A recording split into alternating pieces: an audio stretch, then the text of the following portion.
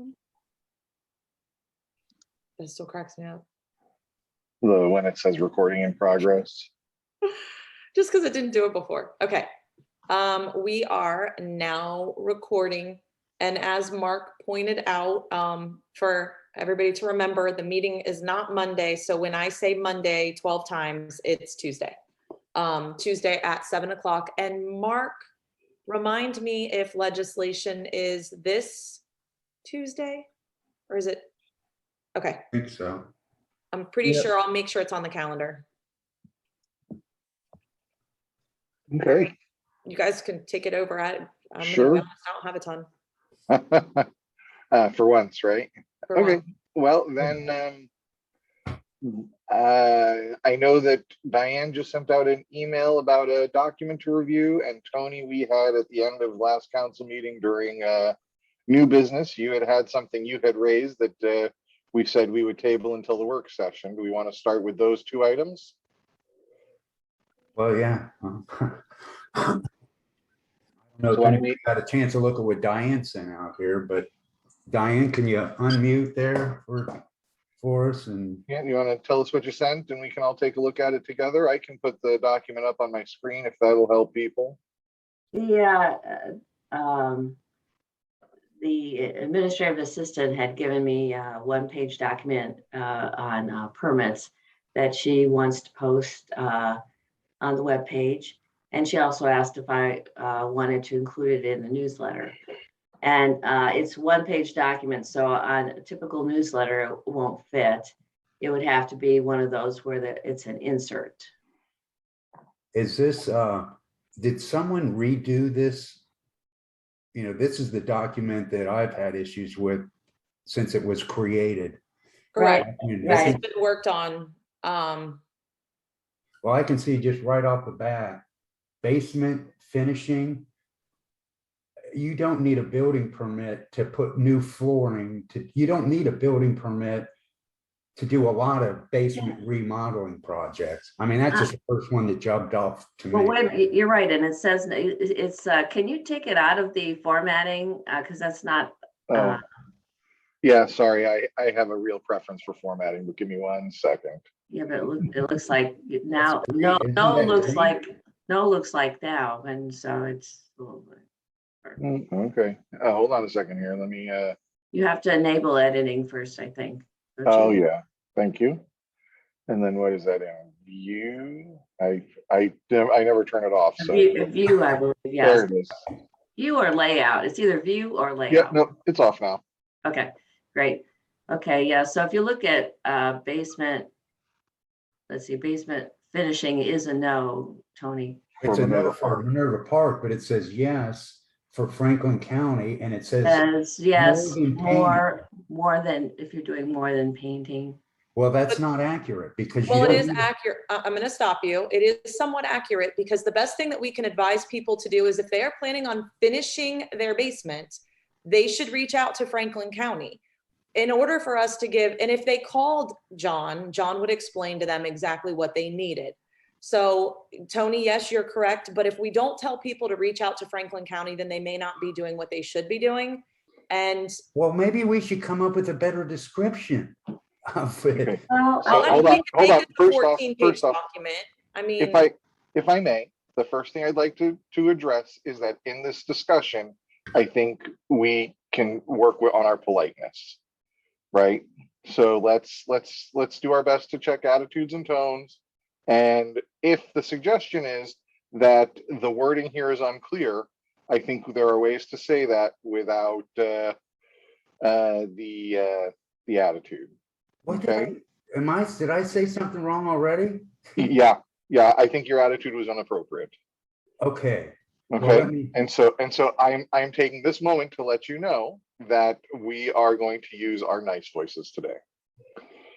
So, however, Tony, I do agree with what you said, right? If I don't agree with the way you said it, I do agree that we can add a call out onto this page that indicates that where we are saying that, you know, that our advice that you may or may not need a Franklin County permit is based on our best understanding. And anytime where we say yes, we recommend you reach out to them to confirm. right? Because so my question would be to you, Tony, are there instances where one may be doing basement finishing and they do need a Franklin County permit? The time that, and that's what we have. No, Tony, that's a simple yes or no question. You know So what? are there You know what? If you want to have a nice meeting, let me finish what I'm trying to say. No, And Tony, because I'm tell trying me to get stop somewhere. talking and answer Tony, your question the way I you am- want me to answer it. I am trying to get you somewhere, and if you will listen and answer the questions, then we will get there. Tony, are there instances where one may be doing basement finishing where they need a Franklin County building permit?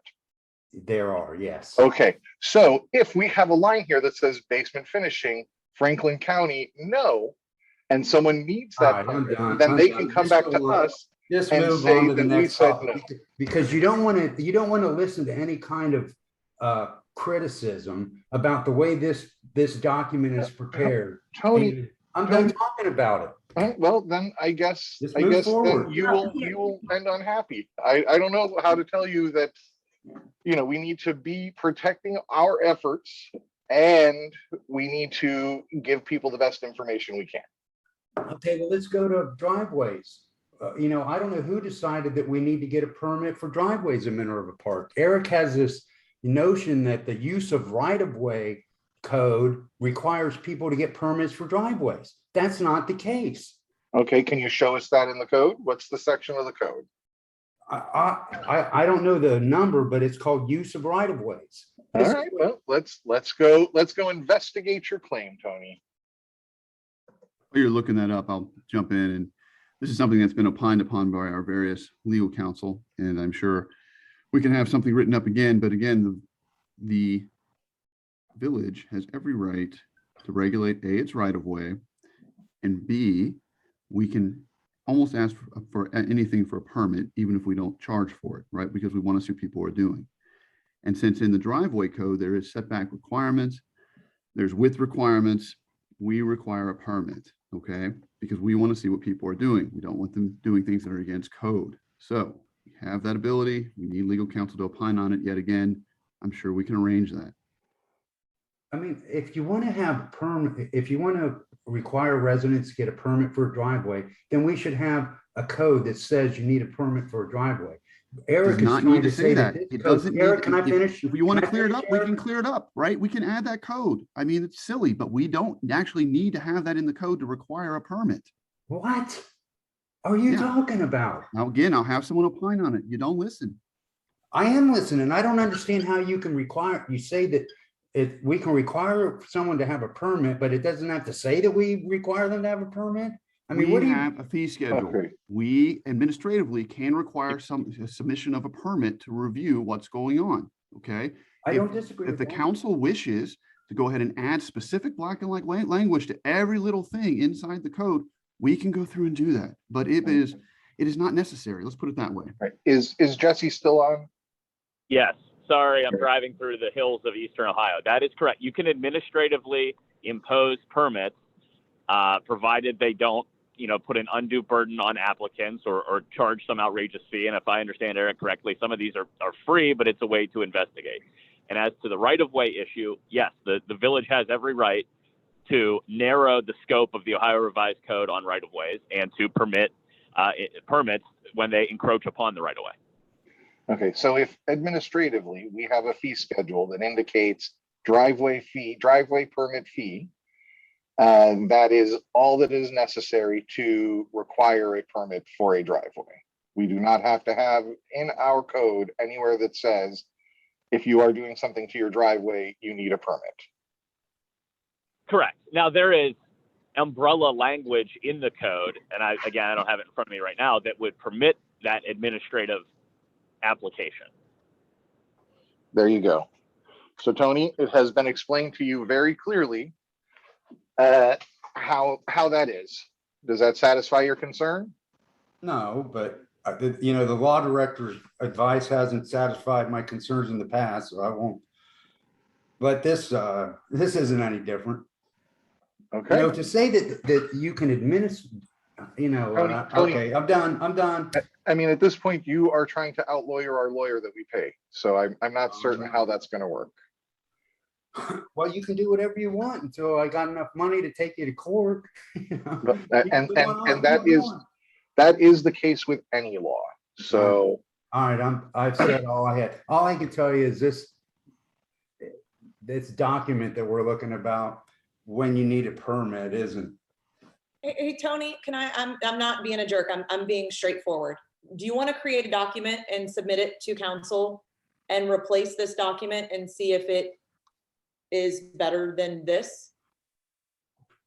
And Yeah. I'm not being a jerk. I'm just saying, know, you have had an issue I with this for appreciate so you. long.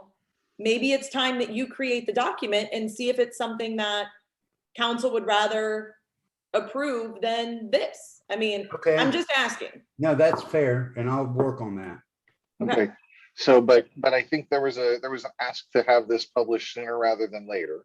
I think Right, we would so- publish it and then we can always unpublish it with an updated version, because in my opinion, asking someone to reach out to Franklin County because there are things that they would need, the answer to the question that you asked, Tony, was a yes or no question. The answer was yes, therefore it's an accurate answer, but it's not always yes. So again, I get it.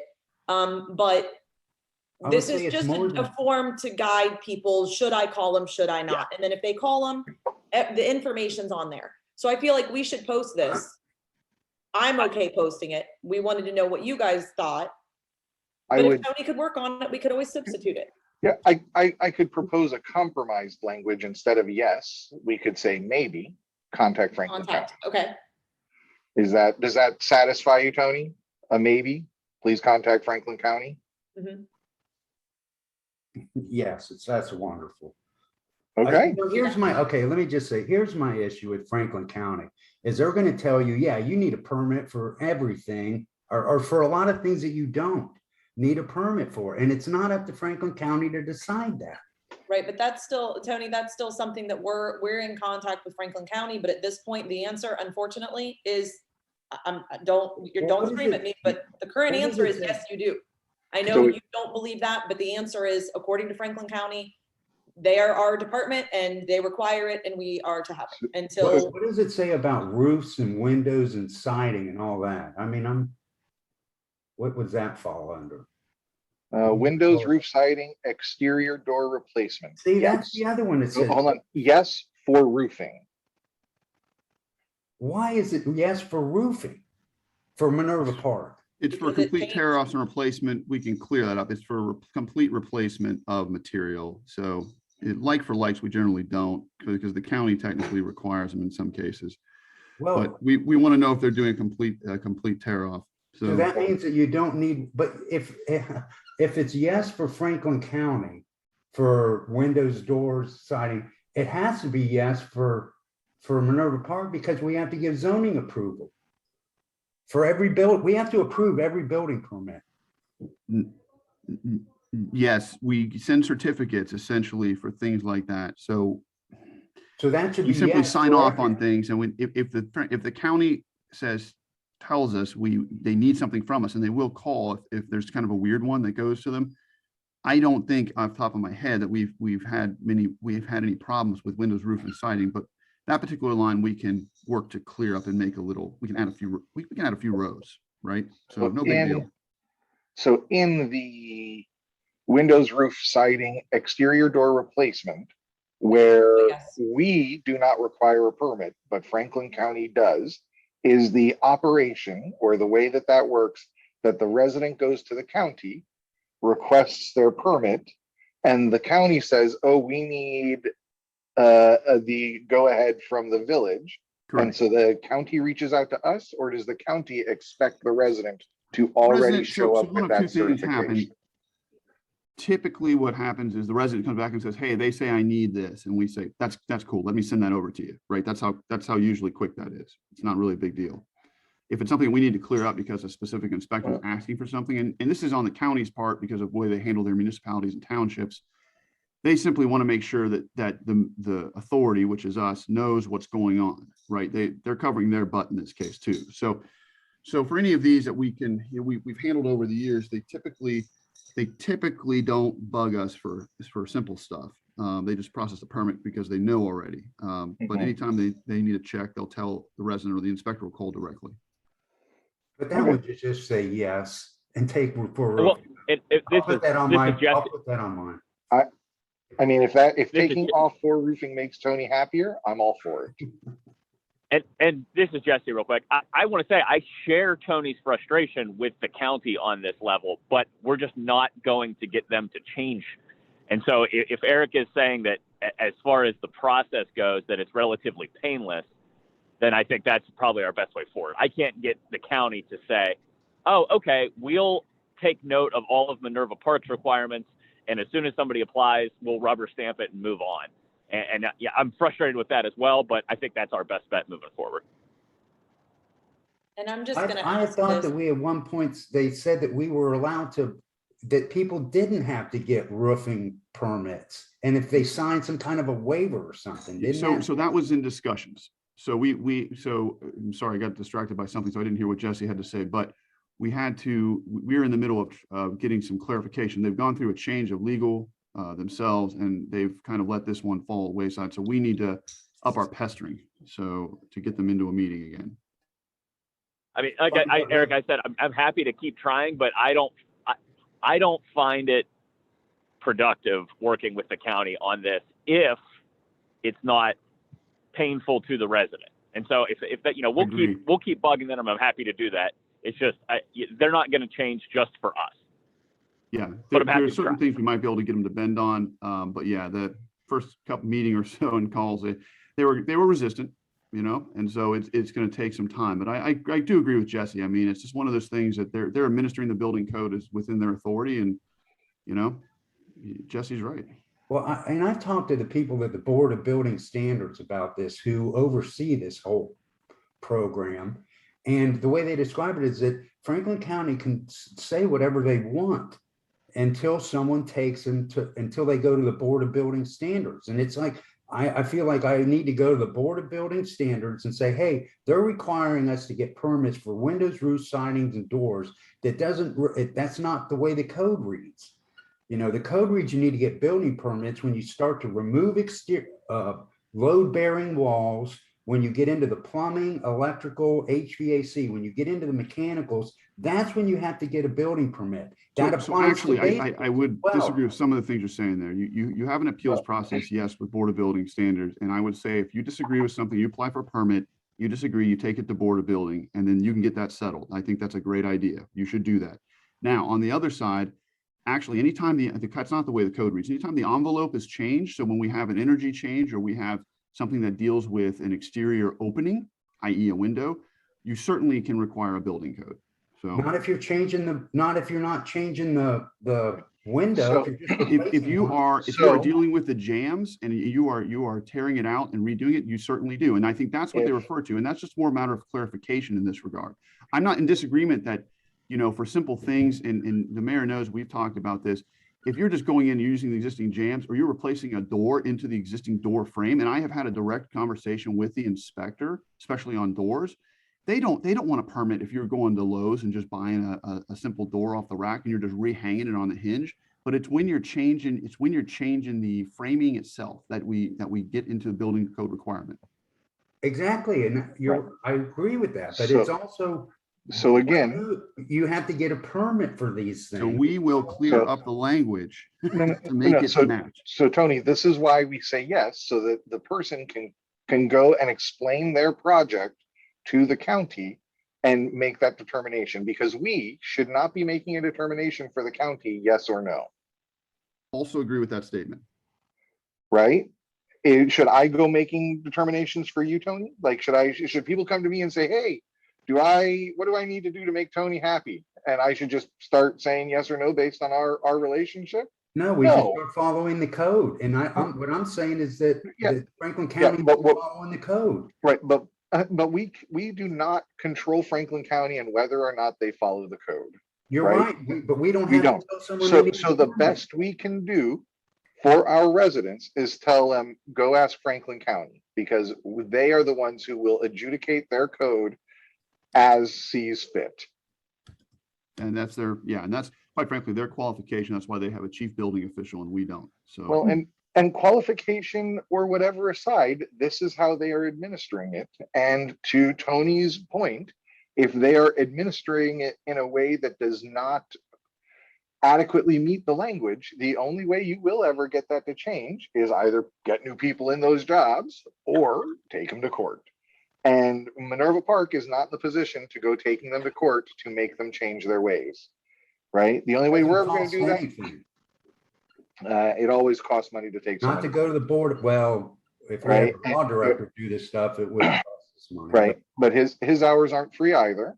Right. And the only way I see us doing this is if they jam us up on permits when we get to the building. I say Right. no. There's no such thing as a building permit for swimming pools from Franklin County.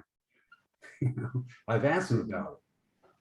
That's why I say this. All Okay. right, well, I'm done. Okay. Okay, so again, Tony, I think that the takeaway for you here is that you have been asked that you are welcome to produce a document that you feel better satisfies the needs that we believe this document is satisfying, and present that for review and approval. And whenever you want to do that, that will be the opportunity by which we would take that up. Gotcha. Until then, I think the ask was, Diane, I don't even know that we got exactly to what your ask was. We were reviewing this Yeah, and I didn't want it to be a surprise to anybody, so obviously, the business of the village continues whether, we all agree or not.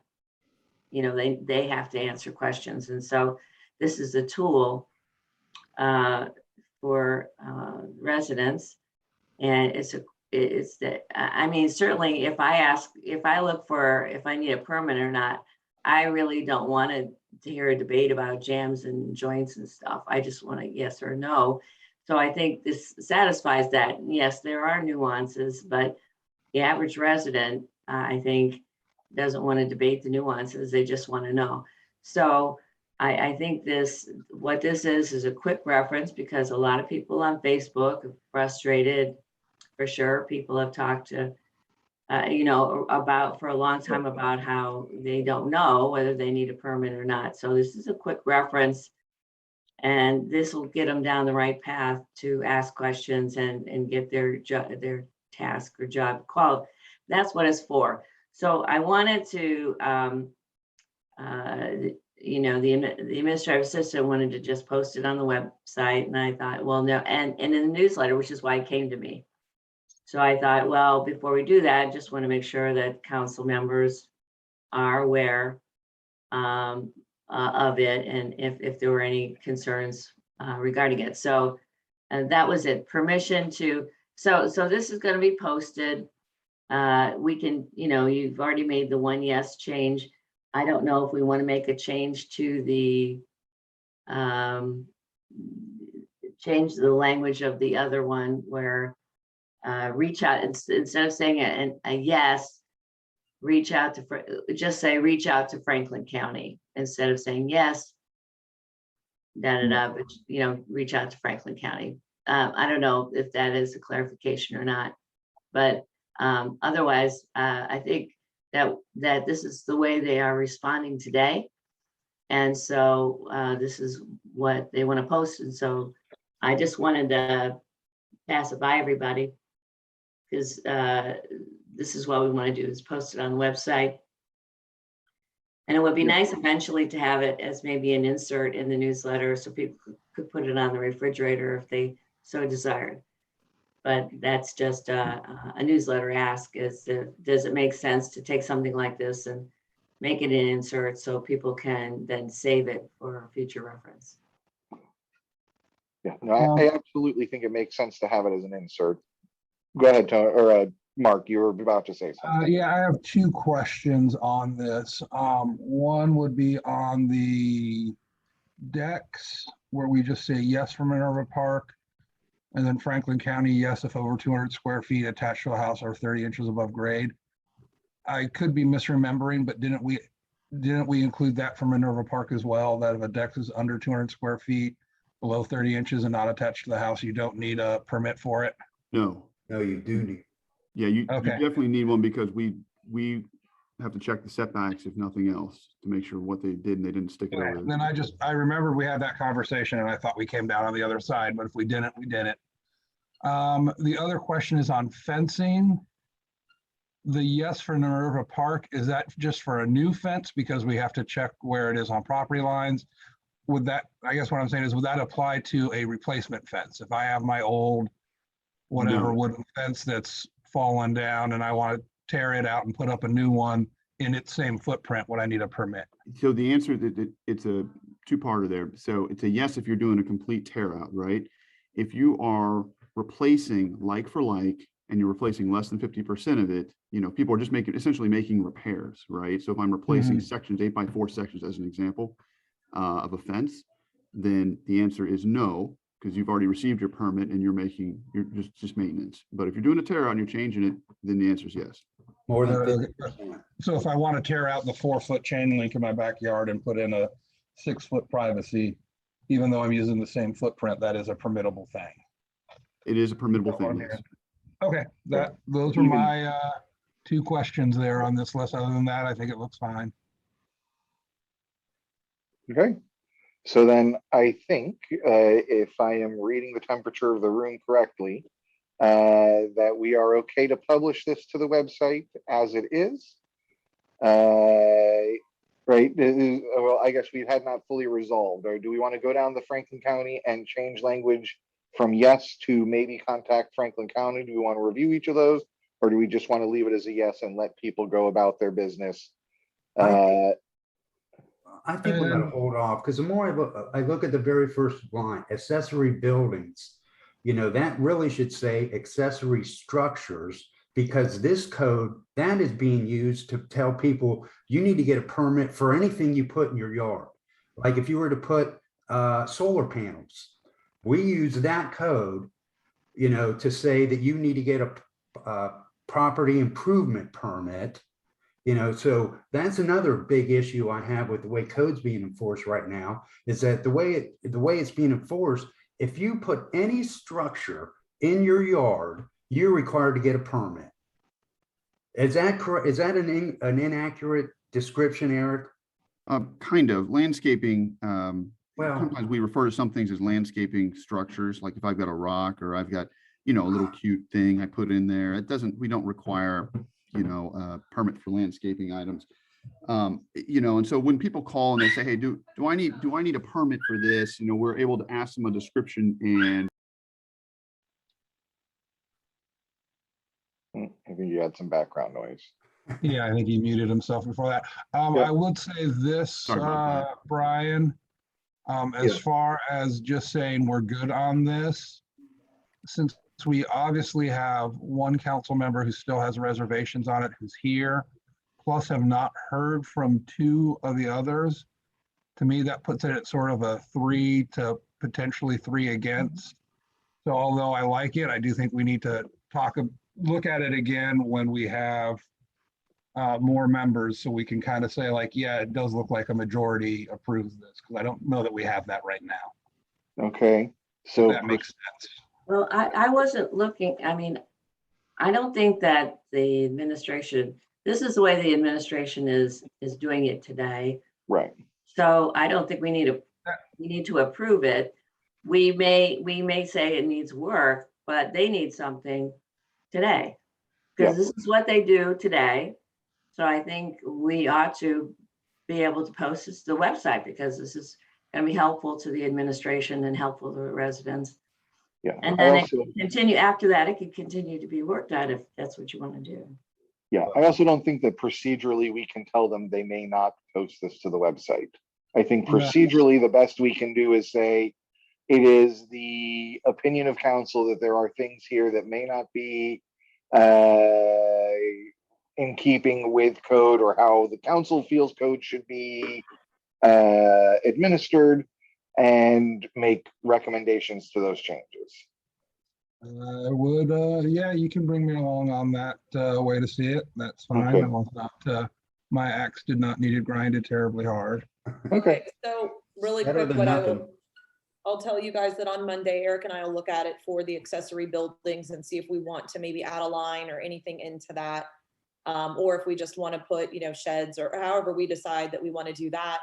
We will switch basement finishings to, yes, contact Franklin County for more details, or maybe we'll put contact Franklin County Or what we'll do is leave the form alone and maybe put just a little asterisk next to yes at the bottom and just put, you know, Franklin County requires permits for many basement finishing option, you know, idea. Yeah. What you get the point. So Yeah.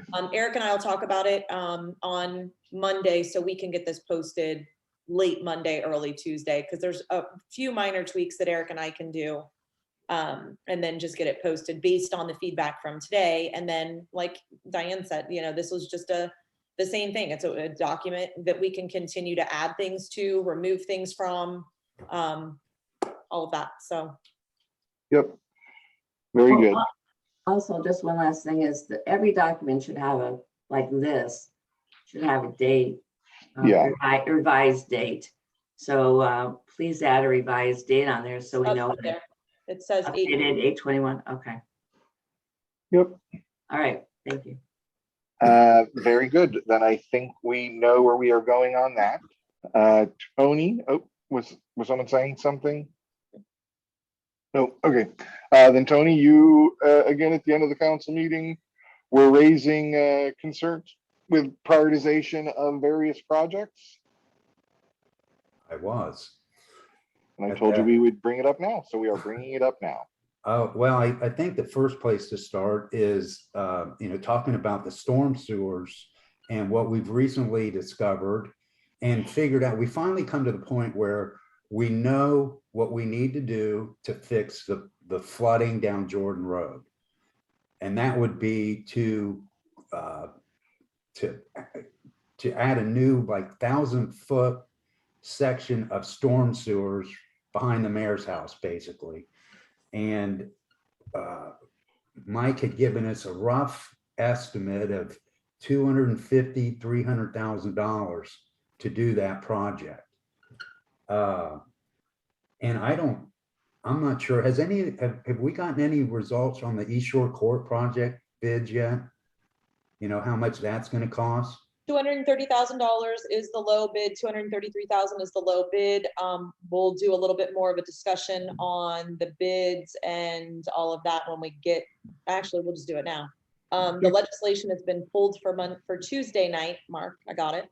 The legislation was actually pulled for Tuesday night because the quick version of the story is all bids were due at noon on Friday, last Friday. Whatever. Yesterday? No, last Friday. Okay. Mike Flickinger came in, we did the whole bid thing. We did everything that we were supposed to do. We had 3 bids and we opened them, reviewed them. We did the bid thing. Okay. For whatever reason, I was outside and I decided to check the mailbox at 12:30 after the fact. There was the US Postal Service delivered a signature required bid to the mailbox and did not at 11:30, in which we were open, whatever, have no idea why they did that. But it's a legal bid. We got legal's advice on what to do with it. So we actually left it sealed until we got the advice on Monday. We opened that bid and that bid was about $30,000 or $40,000 less than the previous lowest bid. So right now we have Mike going through all 4 of the bids to make sure that they are acceptable. And we will continue to work with legal because the lowest bid that was at the opening may very well not be happy about this. We do have the documentation from the video that it was in fact delivered at 11:35 a.m. We do have everything from the Postal Service. We can ask why they didn't bring it to the door. At this point, it doesn't matter. They did not bring it to the door, but it was in fact delivered by 11:35 and it was due at noon. And we had no reason to go check the mailbox because we got the mail that day. We had already gotten the mail that morning. And our mail doesn't run until 5, we usually don't get mail at the community building until 5, so we never get it till the next day. And we did go get it that morning. The only thing that was in the mailbox when I got the mail, and again, I only check the mail 3 times a month and I just happened to walk out there, or else we wouldn't have known until probably Monday that it was even in there. So that's the story behind the bids. So to answer to go back and answer a yes or no or whatever question, 233 is the current lowest bid, but it has not been recommended to council at this time until Mike gets that information. So as of right now, I pulled that from the agenda because we are on the third reading. We were hoping to get that passed and get it moved on. Of course, if you guys don't want to move on, that is council's decision, but yes, we have the bids.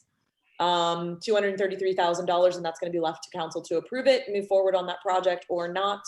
But it's not going to be Tuesday. It's likely not. If Mike gets it all ready to go on Monday, we'll put it back on Tuesday. But as of right now, it's been removed.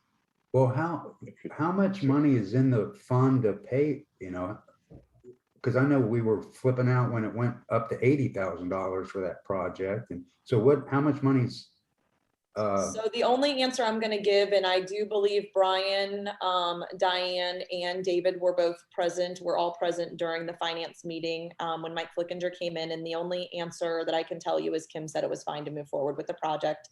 And I believe the number that we were tossing around was 300,000. If it ended up being that, Kim said that we were okay to do it. Yeah. Is that Yeah. accurate? I don't want to, Brian. That is my recollection as well. Yes. So, and it's about 233. So that brings me to the point I'm trying to make here about, maybe we got $100,000 left in the storm sewer fund, but we've got $300,000 worth of repairs that need to be done. And that doesn't include the $400,000 worth of repairs that don't need to be done right now, but are, the engineer has identified, another $400,000 worth of storm sewer repairs that need to be done in the future. So the So that's why I'm answer- talking about prioritizing, what kind of projects we're going to take on. Okay. So Tony, what is the priority you are suggesting? I think we need to move forward on the storm sewer project, the $300,000 Jordan Road storm sewer project. Okay. So let me ask a couple of follow-up questions. It's my understanding that the work on Jordan Road would all flow into the work that is being done at East Shore Court. Is that correct? Yes. So it's also my understanding that when dealing with water and how it flows, the highest priority is at the bottom of the system, because any improvement you do at the bottom of the system improves the situation for everything upstream. Well, I'm not recommending that we not do East Shore Court. I didn't say you were. Okay, I was okay. laying out my set of assumptions. Is that also your set of assumptions? Yes. Okay, then if that is the case, the bottom of the system in that group of repairs would be East Shore Court. Yes. So that would be the priority. Well, yeah, that would be we already got that project moving forward, and we got the bids and all that. We got the money. So yeah, I'm not, well, I guess when I had brought up concerns about doing part of the East Shore Court project, and that, we can talk about once we get through the bids. So it may not be quite $200,000 for that, but we're still woefully short of the $300,000 required to do the Jordan Road. And I bring this up with respect to the office, to the community building remodel, is that we're getting ready to spend, $1.5 million for a community building and borrow on money that takes us up to close to our debt limit.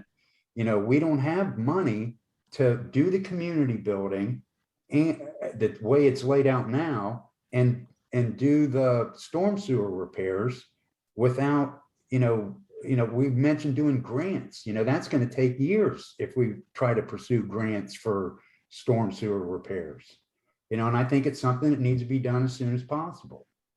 That's why I think it's important for us to take a look at the community building. And I go back to the idea that what has been proposed are needs. They're not wants anymore, they're needs. And I don't agree with that assumption that the community building needs to be as big as it's going to be. So that's, and that brings me into mind, I'd like to know where we're at with the community building floor plan.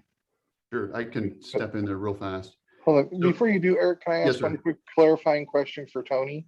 Sure. So Tony, the single largest square footage space in the community building plan is the community room, which you advocated to make larger.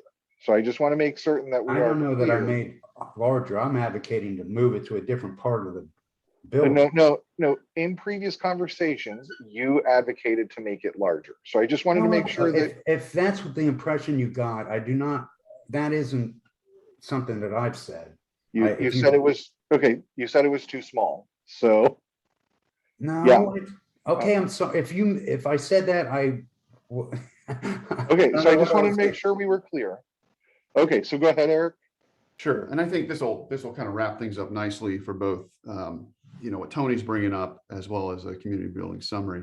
So we had a meeting, with the architects, and they are preparing some finalized plans, and we will bring those and present those back to a session of council so that you can kind of see where everything's at. Changes from obviously the last comments you made concerning restrooms as an example, exteriors of the building. There'll be some options, and then we can proceed forward from there. So that's proceeding on schedule. In regards to all of the projects and the money, obviously staff has been meeting with special bond counsel, and they have a financial advisor, municipal financial advisor, and so they're going to prepare a number of options that will be presented back to council.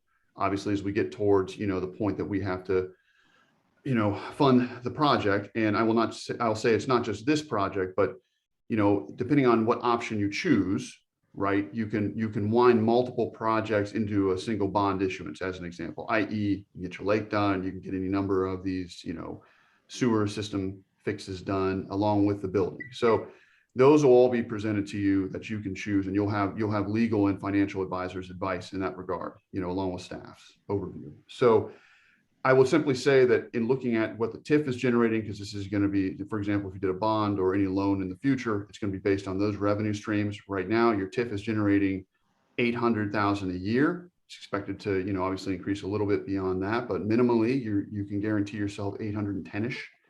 And once MI is being paid out, and the options, regarding, not to get too deep into the weeds, but when you choose an option, it can include taking on that, paying off MI so that you receive your $800,000 a year in full, not touching the general fund.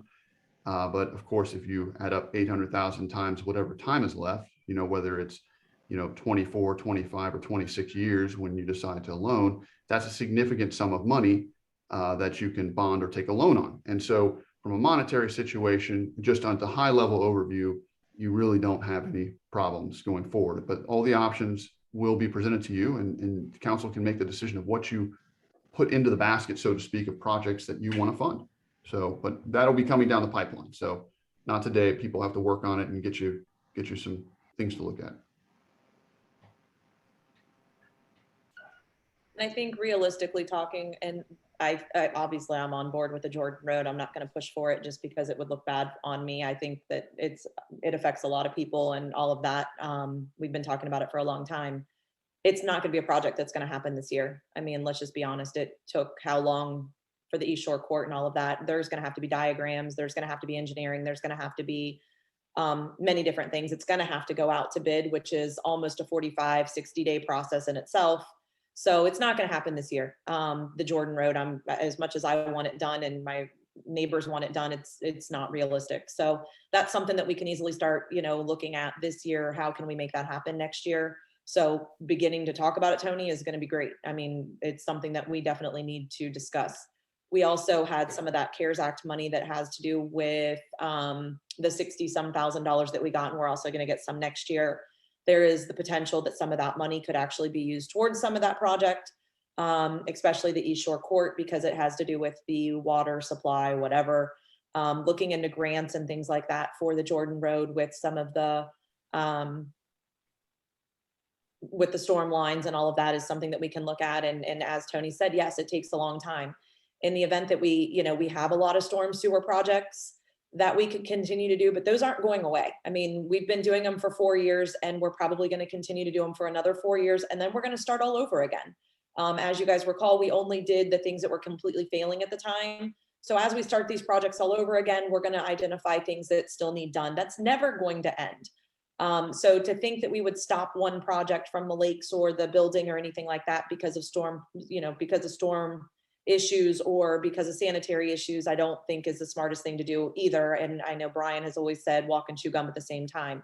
We do have to prioritize, I get that, but as far as the projects that we have go, I think administratively, we're comfortable in the projects that we're currently moving forward. But we are looking at funding sources, like Eric said, and as we get that information, we will be bringing it back to you guys. But we do have Emmett on board, we have Kim on board, we have meetings almost every single week that you guys probably aren't aware of, but it's a matter of myself and Eric and Emmett and Jesse and Leah and Kim almost weekly that we are discussing funding options for multiple different directions to make sure that we do not leave anything on the table that we have not investigated before we do this. So, and that's just a tidbit of your guys' understanding of what's going on at admin.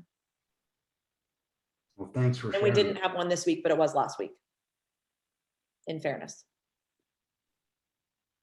Okay. And I'm done. That's it. Does that answer your concerns, Tony? Yeah, we're working on Okay, I think we're working on it is as truthful an answer as there ever can be.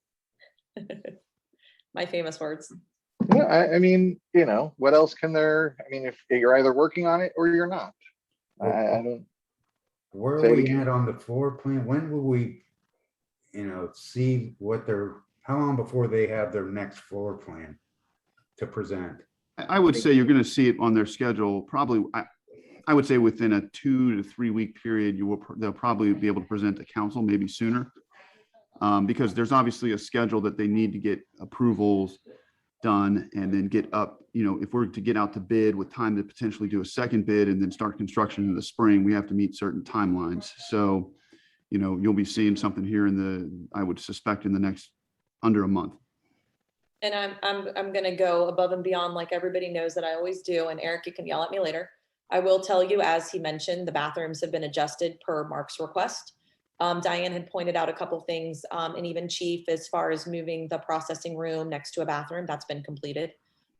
We have not seen the finals, but that has been accomplished as well. One shower that is got one door because again, we don't need two. That is now on the diagram that there is only one, and anybody, you can go from either, you're going to be able to go guys and girls. So most of the things, the only thing that has not been done and they've explained, maybe we'll have them come in and explain why we're not moving the community room onto the other side. We have been in discussion with the person that does all of the elevations and all of that. So, of course, Eric and I do get more information than what you guys got, but we've gone in depth on that. It's not, it's going to be a lot more expensive. That's all I'm going to go with on that. I'm not an engineer and I can't explain why and how and all of that. I can just tell you that's what we've been told numerous times. But most of the things that have been asked for, they have looked at, they have done. And I think you guys, other than the flip flop of the community room on the other side, I think everybody's going to be happy with. Well, I'd like to know, this notion that it's going to be so much more expensive to move that over. I'd like to hear their explanation as to why. There's another. Well, give it If to I you. could finish, please. If I could finish. The other thing that I've been looking at is, having the parking lot out at the street. I'd like to know how they plan on making that parking ADA compliant. will see That is everything, I always, promise. Eric, can I finish, please? If that has always been the problem in the past with making the community building ADA accessible, is that it's too steep of a slope, or so. Here's a couple questions, if you could, because you won't let council get involved in this process, which is really what upsets me the most about the whole building project, is that I've got all kinds of concerns that I'm not allowed to raise with them. Not allowed to be in a meeting. I don't know what you guys tell them about what it is, what my concerns are, but okay, here's the things I'd like to know. What phase of the agreement are we in with Garmin Miller? Are we still in the schematic design phase of the project? That's question number one I'd like an answer to. And okay, and how specifically is it going to be more expensive, or why is it going to be more expensive to move the community building or community part of the bill to the other side of the building? You know, Because those I mean, I'm going to answer it in my way, because it's going to totally flip every single thing that you're trying to do. It works perfect the way that we currently have the lower. I'm not going to answer. I'm not an engineer, and why? I'm going to tell you that they did. Tony, I am now speaking. So the only thing that I would tell you is, Eric, I do believe you sent out that first email that had the basic information on there when he responded back to that. Maybe we just need to Correct. recirculate that again. Yeah, I'll be happy to recirculate it. they sent And the quite answer. honestly, yeah, quite It was honestly, yeah, it's in great. there and everyone can reread it again. Yeah, But when let's just- when we bring them to talk to council as we're going through the next stage, then we will definitively, let them explain it to you. I mean, and if this is a concern, you can have the professionals tell you. So, That Yeah, was I'm not going to try to answer it. and I don't know, I'd have to read the contract and talk to Garmin to see exactly, because it's not in front of me, but we can get you a specific answer as to what technical point you are in the contract. So we'll figure that out for you. Yeah, I Okay. can tell you that they are getting us, they've done the tweaks that we've asked them to do based on a lot of council's feedback.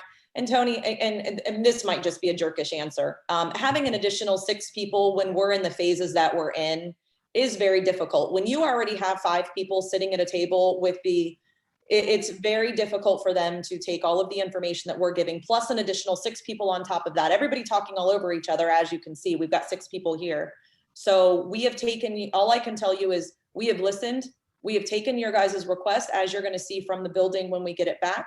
And those things have been put in there. So I think that, we are listening, we are doing that. So if you have other things that you're concerned about other than the flip-flop, which we have addressed, email them to us. I mean, again, nobody's trying to hide anything from you, but we are currently and at this point, this is done administratively. You don't bring 30 people in. Once we get to the next phase, we will bring you everything that we have.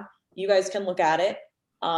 And then we'll move on to the next part. But I mean, at this point, this is the way that these types of things are done. I don't disagree. I hated the fact that I didn't know everything going on when we did it the first time. I'll agree with you, Tony. It sucks. It's not knowing everything, but trying to schedule with 5 people already is difficult. We do it during the day, in which most council would not be able to attend.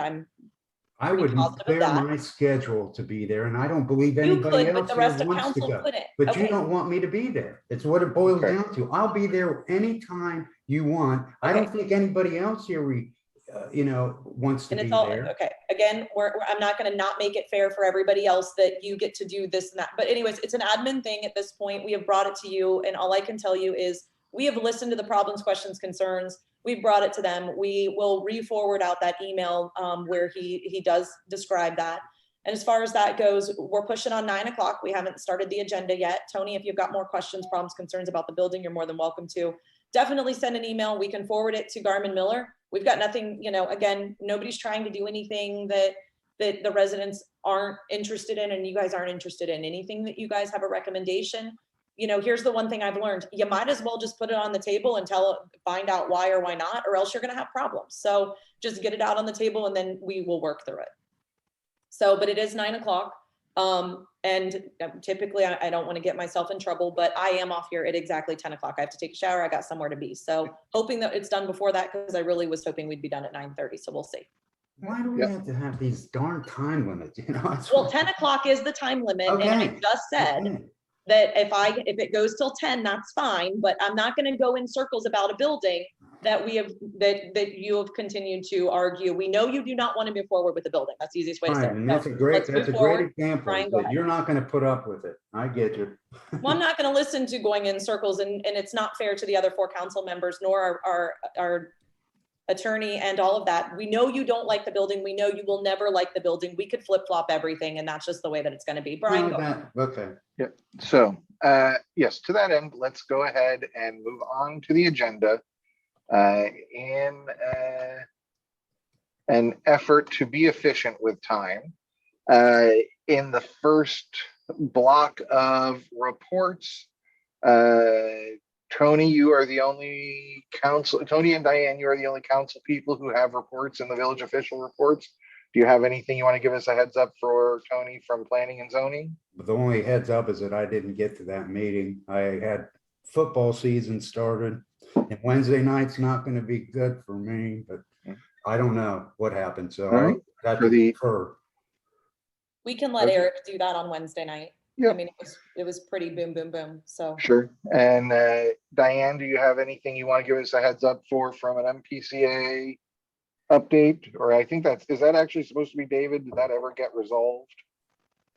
If, it can be either one of us. I mean, if David is able to attend the MPCA, that was the concern, but he hasn't attended the last two, so. Yeah, MPCA, the only thing is they're going to be putting on Facebook that there are two officers up for election or re-election, and it's they were debating which ones it was because of all the turnover. I think So it's the vice I president and believe, treasurer. yeah, I believe it's the treasurer and the vice president. So anyway, they're going to be asking on Facebook if anybody has an interest in those positions.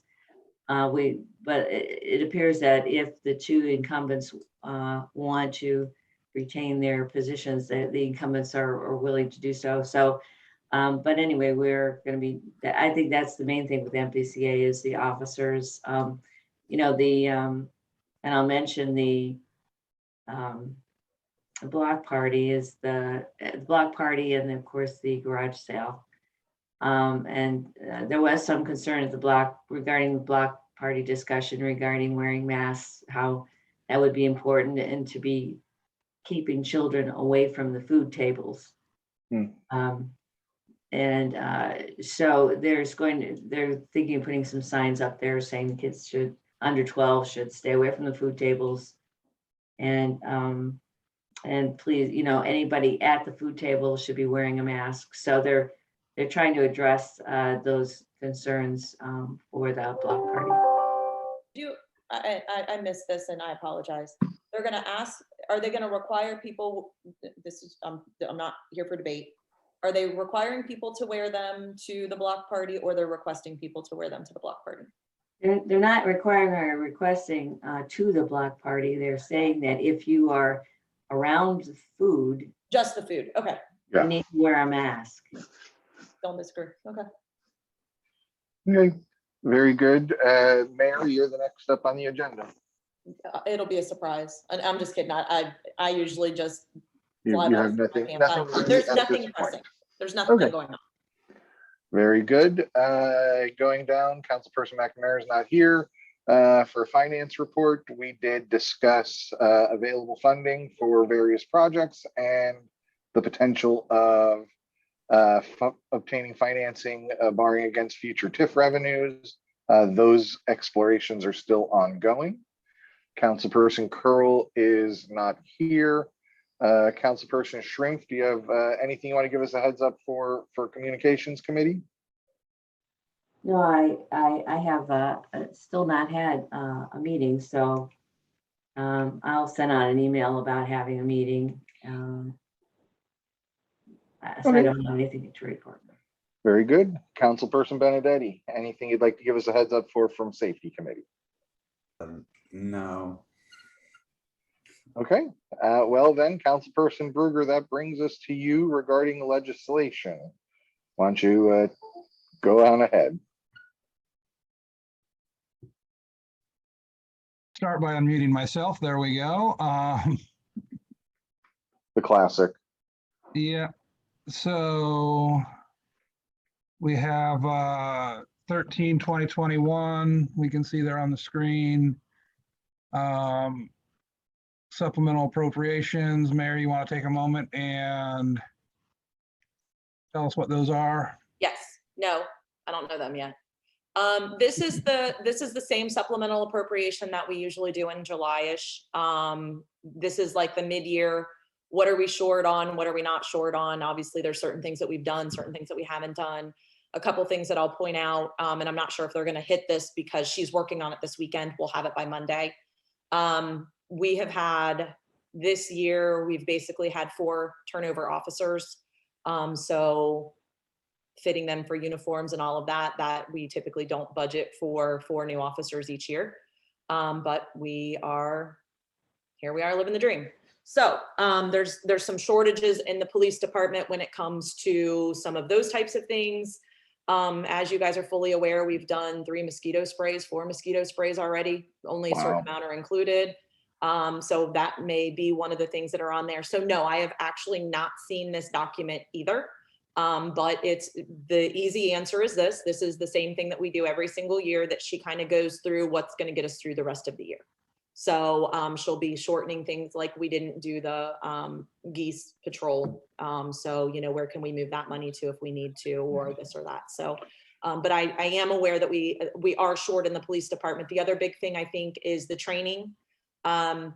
Last year, as you guys are fully aware, most officers did very little, if any, training. This year, they have had to make up for that training as well as for 2021 training.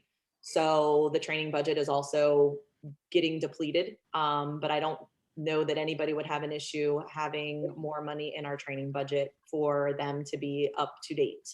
So it's basic updates. I don't know exactly what lines are being updated yet, but those are some of the things that we had been discussing.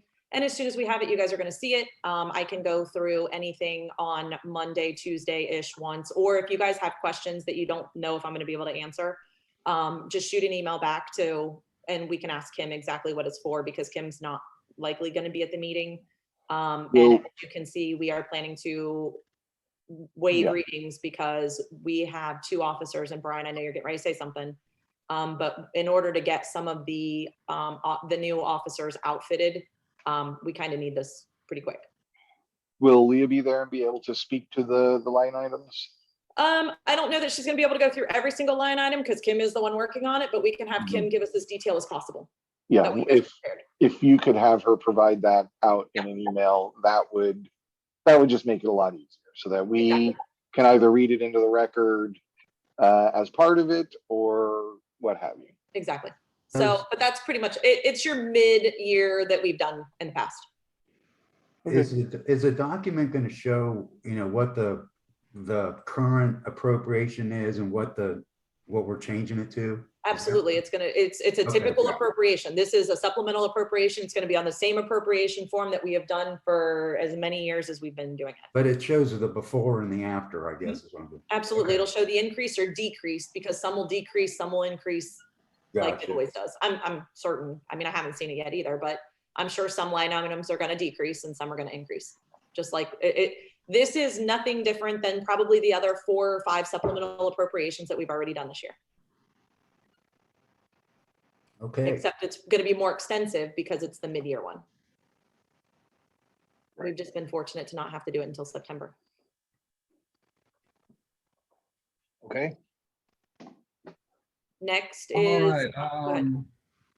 So next we have 2021-29. This is a pretty standard, let's start the LEAF contract going. We don't know who it's going to be yet, but we need to start it going so it can be read and finalized in time to make the contract, correct? Yes, so I sent out an email, and I know Brian had some concerns. I know, and here's where I'm at. Leaf pickup, we really want to start around the 22nd of October. So, and this is just to go back and forth on email on something like this is difficult. 22nd of October, that particular weekend is where I would love to see this contract start, because it's the week before Halloween. Most people have their leaves out by then. Obviously, we don't know what's going to happen, but 22nd of October is what's in the contract to start. As you are fully aware, today is September 11th. The first reading is going to be on the 14th of September. So basically, between the 14th of September and the 22nd of October, we have to have 3 meetings in order to even have them be able to start, because I can't sign the contract until 30 days after. So I don't, the other part is yes, the contractor is going to know that they were the bid, but they're going to sit on limbo in hopes that, I just don't know how excited a contractor is going to be to accept this, knowing that, he doesn't have a signed contract until the day before it's supposed to start. You get where I'm going with this. So my advice is we could do all 3 readings and it would pass the first week of October, or adding in an extra meeting just to get it to pass earlier or whatever. But I'm kind of really thinking passing it as an emergency. and here's why I'm going to say this, and I think it's fair for me to say this right now. We've given this to the people that's had it in the past. The 2 bidders that we had last year, we did advertise it in the Daily Reporter just because we were trying to get something. We have reached out to one of our residents that said, that may have a couple people for us to send the bid to. We've done everything that, we can do to get bids. If anybody is aware of anybody that would be willing to put in a bid, please have them look. It's listed on the website. They can stop by and get a copy of it. I don't think this is going to be something, we're probably going to get the same 2 people that we had bid last year. One of them's going to get it, one of them's not. I don't think it's going to be a referendum thing. It's going to be, here's your contract. But I would love to get it passed as an emergency, and we do not have 1 bid yet. If anybody were to referendum this, it would mean that their leaf pickup couldn't start until December. So I think that's probably not likely. So I think my question, and I know I only have 4 people here right now, is my only question would be, are you guys okay just doing the 3 readings and passing it as an emergency? Or do you guys want to, we could not accept it. The other part to this is because the bids aren't due until the 17th, we could do it on, we could make that Monday night a meeting, waive the readings and not pass it as an emergency. But as you can see, that's going to push us all the way to like the 19th of October or 20th or whatever that date is of September, 30 days from now. I think our problem's going to be finding someone to give us a bid, period. Yeah, I don't even know that we're going to get one. So I'm just trying to be proactive. Right. We might only get one. Who's the other? I talked to John McKinney, and like you mentioned, he sold the business to his son-in-law, and he's trying to get him to get his act together, to be blunt, and and put together a bid for, or a proposal for this. Who's the other person that turned in a bid last year? The same guy that did our trees. Eric Steele? I know his name is Brad Alderman. I can't think of the company name. But he's the guy, he put a bid in last year. So I do expect him to put one in. I really do. I have not spoke to him personally, and I really do expect McKinney's son to put one in as well. He did stop by and pick up the documentation. So I think there's a chance for 2, but there really might only be 1. So we're all talking about this, that it even matters. But I was just, I guess I know, again, all of us really have something to do probably today. My question for you guys is, if we do the 3 readings, is everybody okay? These 4 people just passing it as an emergency, or do you want to try to have 3 meetings next week? I want to pass as an emergency. Just get it over. I'm fine passing with an emergency. I am okay adding a meeting. I am okay waiving a reading. Okay. This is a service that our residents really like and expect. And, I think that the notion of someone referenduming this bit of legislation would be, that would be shooting themselves in the foot for some bizarro brand of spite, because if it goes to the ballot, that would go to the November ballot. And then all that would say is that we couldn't hire the guy that we said we were going to hire, which would mean we'd have to start the process over again, which means that leaf pickup probably just couldn't happen for this year. So, for those reasons, I think that moving this along is the best route. Okay, so what I will do is I will look at the dates. And this is going to present a follow-up question, but I want to get through legislation. So I'm going to make a note on my follow-up question. Sorry, Okay. me today. Well, I have a cat that's trying to get into my trash. I'm sorry, I'm distracted for a second. I don't know why all of a sudden this cat just really wants to get into this trash can. Animals seem to be ornery this morning. Yeah, I'm ready to beat mine. it's the cool air. Something. Okay, go ahead, Mark. Okay, So I'll move it figure on. that out and make it work. Okay. Okay, next we have 2 that look to be pretty linked to each other, if I'm not mistaken. Not at all. Believe that or Oh, not. okay. So let's see. Accept the amounts of rates determined by the Budget Commission and authorizing the necessary tax levy and grading them to county auditor and declaring an emergency. And then, Okay, so let me go over that. That is just Yeah. basically getting, it goes on the ballot. We actually have to accept the amounts that was received by Franklin County. This again is a Mhm. document that is standard straight across the board. It has to do with the levy and it being put on the ballot. And all I can tell you is this is something we do every single year. We Yeah. are at the discretion of Franklin County when we get the amount, and we just got the amount last Friday. This is our first meeting. And the reason it's the first reading and pass it as an emergency is because it has to be back to them. I believe by the 30th of September. Don't quote me on that, because if you move down, I believe it does tell you when it has to be to back to Franklin County. And we don't want to push it. I mean, simple as that. And we can't, I mean, it would have to be done somewhat anyways. And I'm trying to scroll down on your, sorry. I just realized I'm like, it's not scrolling. So that's why first reading, pass it as an emergency. That's just so we can get it back to the Board of Elections and all of that kind of stuff, or Franklin County or wherever we take it. It looks like it's October 1st, I believe, if Yeah. I'm reading it right. Section 4 says. Right. So our next meeting is not until September 28th. So obviously having a 3-day leeway, as you guys recall, the last time we sent something back, they wanted us to reword it, and we did, which was great. So we will not have that luxury if we do not turn it in until the 29th of September. So being proactive, this is again, just having something on the ballot. So we don't believe that it would affect the residents by any stretch Gotcha. of any This is just imagination. We get making it on their sure big that board. renewal gets put on the ballot correctly through the county, and the county has always Yes, took their sweet time getting us with the paperwork and then said we need that back right away. yes. But this isn't the actual resolution to put it on the ballot. No, I we already asked that did be- all of that. This is just the Okay. final step. Got it, because I guess where I was trying to get to, and I'm sure I'm ham fisting it, is does it need to be an emergency because the purpose is to get something on the ballot? I don't think, that might be a Jesse answer, but waiving the readings is a yes. Emergency, maybe not. And if we don't have to have emergency language, we will not. So that's a good catch on that. I know Yeah, I know what you're talking about. So waiving the readings, yes, but typically, like you said, when it has to do with being put on the ballot, no. But I'm not sure if this is going back to Franklin. Let me verify. Yeah, that's all I Yep. was trying to get. I'll take a look at it Monday before we send Perfect. it out, make sure. Thanks. Yep. Sure. And then I'm just going to go over the next one, Mark. I'll just go right into it because I know you guys have. So this has to do with the TIF review. This is that thing that Diane and Brady Oxender attended. It was the Zoom phone call that was going over, it was for the Franklin County Auditor. To this day, I'm just, this is where I'm going to sound horrible.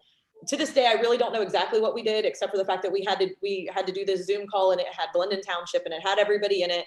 And it was basically, you know, we take in X amount of dollars and we send X amount of dollars to the to MI. So it's basically dotting our I's and crossing our T's with the TIF that we're doing what we're supposed to be doing and what we said we were going to do. So this is a piece of legislation that, okay, and we'd never done this. So this was supposed to be done in 2019 and 2020, but it was never done in 2019 or 2000. So we did it this year. We were able to go ahead and do the last 2 years together because ours was pretty basic. So this is basically just accepting, approving, and ratifying and submitting the recommendations of the Tax Incentive Review Council and declaring an emergency. Same thing. They want this document back as soon as possible. I don't have any other answers other than the fact that they want this document back as soon as possible. He called me on Friday of last week and asked if there was a way that we could get this to them, because this is the final step of us basically approving the TIF, the review council approving the TIF process. I'm going to say it that way. And if you don't like how I said it, it's a required document that we have to send. Yeah. Is this what describes how much we pay them every year out of the TIF? Is that what this does? No, Can you, in the meeting, it was very, and Diane, you can kind of chime in if you have any interest in chiming in. In the meeting, they did ask how much money did we bring in, how much money did we send out, and what is it for? Every single person that has a TIF has to go through this process. So for example, like Gahanna, if they have 14 different TIFs for 14 different things, their meeting is extremely long. They go through every single one of the TIFs, how it, you know, everything. this was probably a 5 to 10 minute meeting, and it probably took longer to go over our information. But Kim gave the basic information, what we take the money in for, that we send out all of the money, and it was as straightforward as that. We don't have any we didn't have any variables in our meeting. So it was just going over what it's It for. it was a financial review. It's a more of an open records type thing. And so everybody got to see what the numbers were, and that we were managing the TIF appropriately from a financial point of view, just the way we booked it in our financial system. So that's all, that is what it was about. You said it better than I did. The So- document is, the document is simply necessary for the council to approve as part of the administration of your TIF, so you can continue getting your money. Jesse, would that be about a right summary? That'd be about right. It's just, like Diane said, it is purely oversight. And I support the emergency language just because, for no other reason other than we didn't do it the first 2 years. And, you know, it's just showing that we're catching up and on the ball here. There's also nothing to referendum, right? Like, we are not enacting a law, Correct. we are not enacting a policy, we are not changing the way anything will happen. If somebody were to referendum this, all it would mean is that we would have to pass the same thing again, because there's nothing we can change in historical financial data. Correct. Correct. So that's it. That's all it is. It's a formality at this point. They have to have this, and And as far as waiving readings go, similarly, you know, the purpose of readings is public awareness. This is all already publicly available data as it's part of our financial records. Okay, so that is all the stuff listed on the agenda. Tiffany, I sent you an email a little bit ago asking to put the flag ordinance back into circulation. I know it was tabled for a while. Okay. I know part of the reason it was tabled is it had language in there that made adopting of a thing an actual, like, read it 3 times and wait 30 days. I did send you the got it. essentially updated language as well that has final approval of any change to symbols is just a passed by a motion of council. So we can, I don't know when it was tabled, we can put it on as a first reading if we need to, or second. I wouldn't can find do that. anything past that. And get that moving, get it voted and see if it goes. And if it doesn't, it doesn't. If it does, great, but I can stop having to remember to save it on my hard drive. I forwarded it to the assistant, and then we will make sure that we get the red gone. We'll get it formatted and get Yeah. it the way that it's supposed to, and double check the Yeah. readings and get the dates on there accurately. All right, thank you much. And that's all I have for legislation. Unless anyone has anything they would like to propose or bring up. In which case, So, I still don't have just anything, really but someone quick. else might have something. So really quick, we may or may not add back in the bid one. I'm going to assume that we're not going to, but just as an FYI, if we do, it will be for the East Shore Court project. It would be Mike's recommendation, because I don't want to say it's going to be the lowest bid. Maybe there's something wrong with it. But at this point, this leads me to my next question. What are we doing Monday, September 20th? Anything, nothing? As you can see, I don't think I put it in there because I wasn't sure if we were going to do something similar to what we did the last time, or if we're going to do a work session, or if we're going to do nothing, or if I need to use that as a meeting just to get some readings in, for Well, example, the lead bid. What do you guys We think? don't have anything on the calendar as, hold on, council. I guess there is a work session on the calendar right now. There's a work session on the calendar that I would not be able to attend. Yeah, We have been doing that on the calendar because that's what we did all of last year. We kind of did that second meeting, but I'm available Monday. I'm available Tuesday. I'm not saying we're not doing it. I just need to know how you guys want it addressed.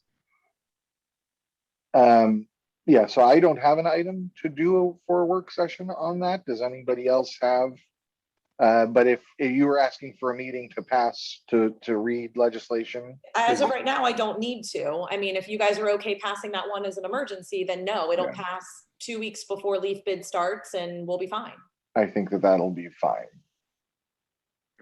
Unless, again, something crazy comes up. The only other thing that would potentially come up, and again, that would be a 10-minute meeting, legislative meeting, is if we got the bid recommendation from Mike and we really wanted to get that to move forward. So, Yeah. but again, that could be a Monday, Tuesday, Wednesday. We could even do it at 8 o'clock at night or 8:30 Yeah. at night, just so Mark could be there.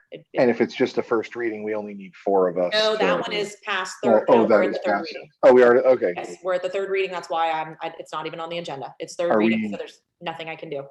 But we're not, so if it's a third reading, we still only need 4 because we're not waiving reading. So we Correct. just need to make sure that the 4 are 4 that will, move it along. Okay, So that would be the only thing. So at this point in time, we do not have a meeting September 20th on Monday. I will get that removed, but if anybody has a change of heart and needs something, let me know. okay. Sounds good. Anybody else have anything for old business or new business? I would like to mention that in terms of, because this came up with the work session, so MPCA is, Monica has reached out to the candidates for council and trying to see if there is an interest, because MPCA is willing to do a meet the candidates event if there is a desire from the candidates to do that. So if and I'm not sure, she said she hadn't received any replies yet, so it's kind of interesting. Do you know when that was done? Because I know Joe was sending emails asking who does it and when and everything, that he hadn't heard anything. And Well, it was after the MP, let's see, I am not sure when exactly Monica sent the email, but she had sent it prior to the MPCA Wednesday meeting. So that's all I know. So I talked to several of them. There's only one I don't know. So when I talk to any one of them, I'll make sure that they got it. Because I actually hadn't heard from, not that I would, but I hadn't heard from anybody. That the only email that, and I think maybe you guys were carbon copied on it, was somebody asking who does it. And that was just a few days ago. Joe was asking about it. Yeah, well, yeah. So yes, just if there's I had given her the email addresses that were, well, of course, the 2 Minerva Park ones, and then the other 4 new people, I had email addresses or phone numbers from, our MPCA, membership drive. So I had given her those. I didn't try them out. I was assuming they were good. She didn't get any rejects, but so I'm not sure what that is about. But I didn't know if we also, in addition to that, or in case I don't know why that can't, somehow the stars wouldn't line up on that. We could, use October as our next community forum and ask the candidates to, come in and just meet people at that time. We could do that if I don't believe that council should be involved in any campaigning of any variety. No one's talking about campaigning. Yeah, inviting candidates into the community building for the purpose of meeting the residents is facilitating their campaign. Oh, wow. Right now, I, as a human being, if I wanted to, throw a party at my home to have people come and meet 1 or more candidates of my choice at my home, that's fine. But as council, I don't believe that's appropriate. And I would say as long as we allowed equal access to all candidates, I wouldn't have a problem if a candidate wanted to request / rent the community building to have an event there. Oh. As long as they went through the normal standard, whatever we do to rent out the community center, because that's them doing Absolutely. it and using resources. But I do kind of agree that it shouldn't be something that we set up. Because Right. then, at that point, we're choosing a date and a time. And if someone can't make it, then, I don't want to deal with it. They can handle their own little campaigns. And how do the incumbents not already have an advantage as they would be part of the body hosting the event? okay, That's first time they're I all ran. good, all good points. Just throwing that out, so I'm fine with it. And the other thing was, there was an email to all of us, council members and the mayor, from a resident, regarding the maintenance of fencing at Farview. I didn't know if anyone wanted to bring that up for discussion today. I'm glad you brought it up. Eric, I will forward that. I don't know if you got a I did copy not of it. I receive will, that, no. you did not get it? I mean, we can talk about it. So this is, we're talking, just so I'm on the same page. Farview we're 4. talk- Okay, and we're talking about the grass along the edges of the properties, correct? Yeah, this was not just about, and just Oh, so you that guys one. are aware, this was not just about the fencing. I know he brought it up as the fencing. So the I'll fencing, let- yeah, the let Eric fencing is, talk. yeah, the fencing's within the right of way. The fencing is, as far as I view it, just like the other fencing, it's part of our responsibility to maintain the fencing that's installed as part of the overall project. Now, the grass cutting is a different point of discussion. Now, during the time frame, I realize the residents there don't like to mow their grass like everyone else does around the, down to the right of, edge of pavement, I should say, within the right of way. But under state law, we are able to, and we require in our code that all residents care for their lawns, including the stuff that's within the right of way. Now, in view of the fact that there's some extreme lengths in some of these areas and there's some inconvenience, we as a village have proposed, to each of these residents via a letter that we explain that, hey, here's what we're willing to help you with. We recognize that this is a bit of a lengthy thing and there's fence in the way in some places. We'll do the long halves of it when we're out there, but you still have to mow around the edges of the yard where you can get to without any trouble. And we outline it for them in an equal fashion for all 4 corners. As of today, those residents have decided that they're not going to do that. So we are left with little choice but to start an enforcement process. We've tried to bend over and help these residents out. We could require them to mow the whole thing, if people are going to refuse to do any mowing at all, but it is what we require of all residents in the village. So it's been equally applied. Yeah. So you're saying that we're gonna do the weed eating around them? What is it that we're gonna offer to do? We've offered that there's long lengths of, in all 4 cases, there's long lengths of, strips between the fence and the pavement. And, while Brian is out there, he can simply, because he's doing other stuff, he can go down and he does zip, zip, zip, zip, and he hits each of these 4 quick straightaways. And I realize we've talked about it in house. It's a little bit of a pain for them to go, especially one resident, to go outside the fence. There's really no good in and out access, and he's got to go, and he's got no access back to his yard because he's being blocked by fence. So we said, okay, let's be even-handed about this. We'll do part of these long strips, but you still have to mow the other stuff that you're required to do. So, and it's still not being handled. So we've offered this up, and people aren't doing it. So we're going to be left with, having to follow our code and enforce, by getting it mowed and then leaning the property and all the good stuff that goes with it. And maybe then they'll go ahead and get it done. That's kind of where we're at with it. Yeah, my only thought on that is that I think that by offering anything, we have muddied the water, right? So by saying, oh, well, we'll help out a little bit, it makes it harder for us to say, well, this is the code and you have to follow it, because we have already made exception to the code here. So that is a concern, but I am 100% down that the village should enforce as administration sees fit. Understood. We're assessing it right now. Nobody's taking us up on that offer. So by enforcement purposes, they're going to have to do the whole thing one way or the other. We tried to be nice. So I just want to make sure I understand. So they've been notified that we're going to weed eat, or we're willing to do the weed eating around it. Not the weed eating. What they're saying is the long strip of what I would call the tree lawn, right? The bit from the sidewalk to the street is what I heard.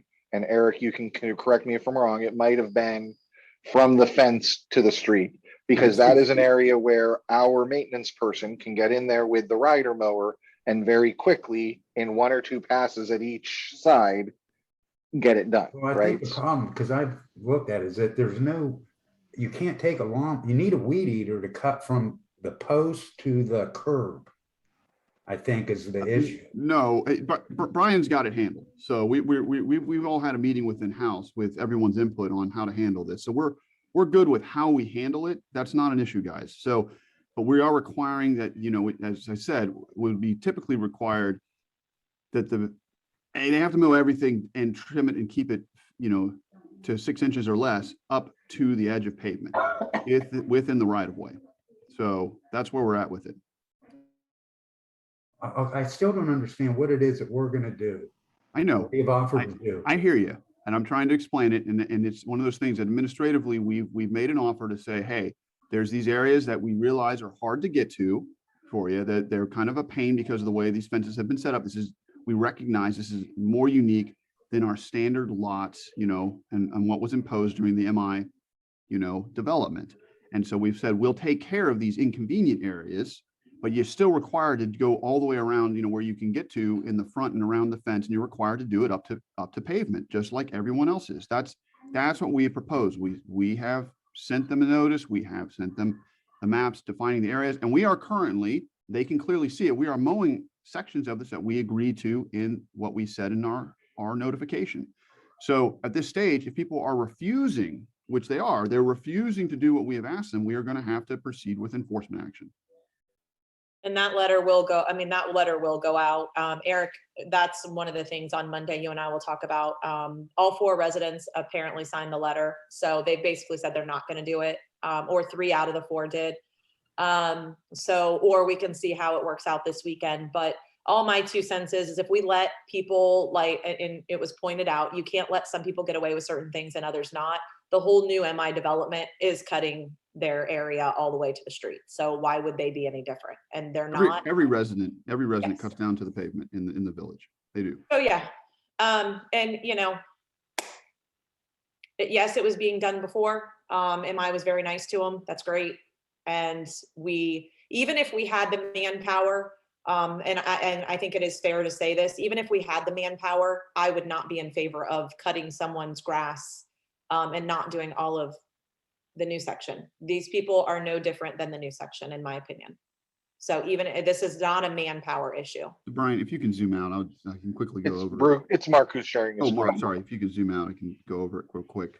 So just focus on the northern properties, and we can throw it into the south. So you see where both driveways are at the north. Okay. So what we've said is, look, those strips that, and scroll, yeah, pull it down a little more so you can see where the edge of the property is. So all the way basically to where the school's property is, all the way up there.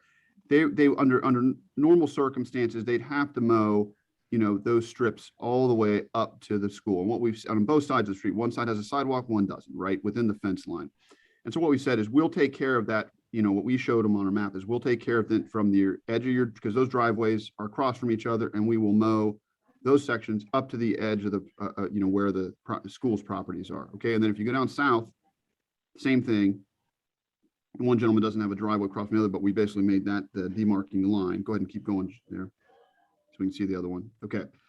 So then if his driveway, cutting it right across the other gentleman, we would mow all the way down to where the other property lines are, you know, down there. Now on the northern parts of those, around the corner, what we're saying is, you've got to mow everything around. They're basically refusing to mow. They oddly enough mowed edge of pavement where there's not a sidewalk on each side, but they refuse to mow these strips. And it's the same thing with the neighbors on the east side of, you know, Farview and Minerva Lake there.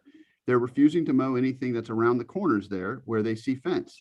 And it's not acceptable. They're going to have to get over it, and they're going to have to mow these areas in between, you know, that strip.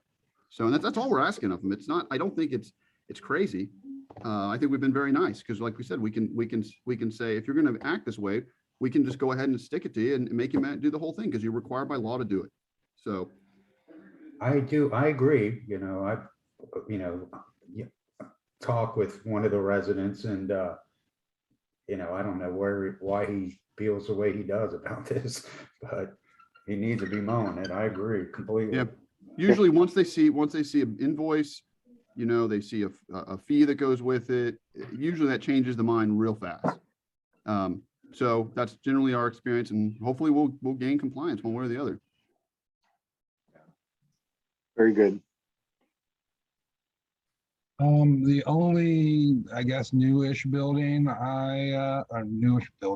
business I have is, I'll just point out that it looks like yesterday Mayor Ginther declared an emergency and brought masks back to indoor settings. So I assume that'll be our policy for the meeting on Tuesday and such, or, We can create our own rules, and I'm not changing the community building at this time. I'm just gonna be honest. If people want to wear masks, they're more than welcome to wear masks. If they don't, they don't. If they're vaccinated, the village can create their own rules and regulations at this time. I'm not changing. Yeah, no, I don't think Mark was asking, are we following Mayor Ginther's rule? I think don't have Mark was to. saying, right, Mark was saying he was under the assumption we would follow suit and pass a similar. I was just curious what we were doing or not. We don't want to get into this debate right now, do we? Because- No, and I'm gonna be honest. I and think was it's left up looking to at the it people. wrong. I was thinking it was a Franklin County, and it's not a Franklin Ah. County, it's a Right. city of Columbus. So Got no, it wouldn't have any, I was thinking Franklin County.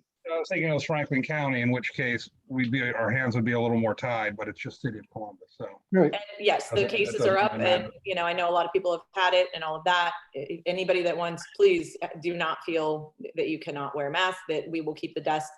We may even try to figure out a way to keep the desks a little bit more separate. I think that would be appropriate. We will make sure that we have masks available for anybody that does come in. As well as hand sanitizer like we typically do. And we can also do the temperature check when everybody does walk in, if that makes everybody feel comfortable as well. I have absolutely no problem making sure that we do as much as that we can to protect everybody. I think the majority of the people on here have been vaccinated. And again, please feel free to wear a mask. It's difficult, already with our audio to be able to hear. I understand health is probably more important than being able to hear for most people. So feel free to wear one. I do not have intent of changing anything in our building at this point in time. We have hand sanitizer. We do wipe down our everything that we have, and we've been pretty fortunate. So Okay. that's my answer. Any other new or old business? Okay, right. this is an old bit, but those tests that we have at the community building, you Yes. gotta like send those things out to a lab or something to get them. No, It's like an so instant thing. yeah, so okay, so they're actually really cool. When you get them, and this is probably a good thing to actually say on here, there's a couple points I'm going to make. They say that they're expired on the box. It is actually not true. You can, if you Google it or you go to the lab, Abbott Labs, it does say that those have actually been extended through November. I will tell you, we're down to less than 100 left. We had 500. We've given out more in the last 3 weeks than we gave out the previous 8 months. Wow. You get the box and it has instructions. There's like an app that you can put on your phone, and they kind of like walk you through, the app like walks you through everything. And then there's like a phone number that you call, and it's 15 minutes. Now I'm going to say that there's a cheater way to do it. You can actually just do the test. It's like, and don't laugh when I say this, it's like a pregnancy test. You put it up your nose, you put it in, you put 6 drops in this little thing, and then you slide the thing in, and you have your results within 15 minutes. The whole point to the app is to track it, which I think is very important because, at the end of the day, we don't just want to know if we have it. I mean, everybody does need to track it. So, if it does come back positive, what some people are using these tests for is we have people that are going to weddings and all of that. They're taking the test and just to verify that they're negative or whatever. But some people are coming in saying that they're taking this test. If they're positive, then they want to actually go get a PCR test from somewhere else. So no, it's like a pregnancy test. It takes 15 minutes to get the results. And when I say that, it's because there's 2 lines. They turn pink. So that's how it works. It's very simple, but there is a process. There's an app. It's very simple to use. But for people that don't have access to a smartphone or something like that, they still could use it to get the quick results and then determine if they want to go to a urgent care or something like that to get the actual documentation of having COVID, because for work purposes or whatever they needed to do. Yeah, and for one of the reasons they're using it, and I know of at least one resident who used it this way, their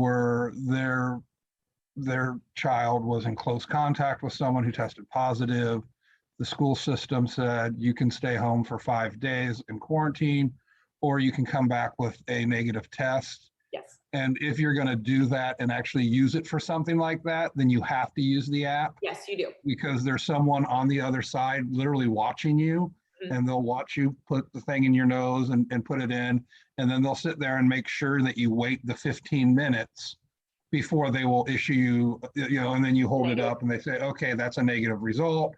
And now we'll issue you a statement saying, yes, you have been officially tested and are negative. Whereas if you don't stay on for that, you don't really have, I mean, you have your peace of mind. Once again, if like, oh, I'm thinking of going to the family reunion, but I want to make sure I'm not contagious. But, if it's because you've been told that you can't come back to school or whatever, so you have a negative test, that's when you would stay on the line and get the official, yep, you're clean, go ahead and head back to Right. fourth grade or wherever. And the That's hope is that exactly why I people- want to get this, because my son's, sitting at home till Wednesday. Yeah, because come of in and content. they're in the lobby right there. We actually have them sitting out there. We did try to order 200 more for free. We don't know if we're gonna get them yet. Because I have been told they're about $25 at Walmart for 2. And we've been handing them out for free. So you guys are already gonna see that we posted something that it's gonna be a limit of 4 per household. Because there have been people, and in fairness, I'm gonna say this. I'm hoping that people are actually using the at-home ones for the purpose of using the app and doing it the correct way. But I have been told from people that they're just doing that, just doing the test and just to get the results and then taking it further. But, And our that hope is price that might people are come using down the app. some. That price of them might come down some in the next week or so. Good. Part of President Biden's COVID response that he talked about this time was requiring sellers like Kroger and Walmart to sell those items at cost. Not should to give be. them out for free, but to just sell them out at cost, not make a profit off the Right. testing kits. It- So it we'll should see be. where I that mean- shakes out and if it shaves off a couple bucks from the price. They should be. You shouldn't have to pay that much to find, yeah, I'm in total agreement with you when it comes to something like that. The whole point to this is we want to know who has it and if you have it to being able to quarantine and all that kind of stuff. So I'm just going to say I wouldn't run and spend $25 on 2. I'd take my chances. So, but having them free in the village has been phenomenal for people. Again, I'm not advocating that you just come and take it. I think doing the proper steps is what you need to do. But I know some people are just coming to get them and testing every couple days just to see if they're still positive because they're trying to get a negative. So I get it. I can't stop that, but I can stop people from coming in and getting 10 because I think more and more people do really need them. And that is the hopes for them, not the people that are coming every day to try to just get a negative. So Yeah, it's really going to matter. I mean, as things get worse and worse with the schools is where, I know I got my email yesterday. I don't want to get anyone worried, but I know last week I got a email from administration talking about make sure you have stuff ready Blizzard in bag case, I think the parents got that email too, I believe. yesterday. Make sure you have things ready in case we aren't in person anymore. So, And 9,000 yesterday doesn't look promising. You think it's going to go back to remote learning again? Tony, check your emails. It says. That's the we're- one. I we're haven't read any of the fortunate. COVID. I haven't read any of the COVID emails I've gotten from school. Well, I really No. hope not, but I'll read the one and start crying when it says your kid is now going to be home for the next 6 weeks. I'll be like, Mhm. "Oh." So, all right. If anybody has anything else, I have one last question for you, Mayor.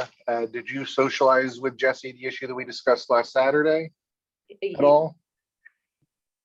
Jesse, I think you're aware, but I don't want to. I'm If you have, I have a question for him regarding that, but everybody else can go because that's just, If not, if Jesse could stay on here, Eric is definitely aware because he was Yeah. there when I got the email. But yeah, we can let everybody else go. For some reason, I feel like Jesse knows, but maybe he doesn't. I can't Right. remember. yep. So Sure. unless anybody else has more stuff, y'all can go. We just have one quick thing to deal with. I'm on here. It's not for you to hear yet, so. I mean, if Trust you me, I need don't want to, to hear it. yeah, you don't need to hear it. And maybe you should say this. This has absolutely nothing to do with the village. True. Nothing. And what's Jesse involved with then? I said it didn't have anything to do with the Here, village. Tony, I will say this. I think this is clear enough. I am consulting with Jesse to determine whether or not it will be appropriate to call an executive session at our Tuesday meeting. And if it is, then you will find out all about it in the executive session. Okay, well, that's fair. I just like, Yeah, Tony, Step out of you're, the loop. Tony, you're the one who likes to surprise us though, right? So I thought it'd be a nice surprise. Well, okay, it's still gonna be a surprise because I don't will be. know exactly what you're talking about, but at least I know that I should be looking out for a surprise. There you So go. you're kicking me out? Is that what you're Yeah. saying? Yes, the work session is adjourned. I'm glad this stuff is on Zoom.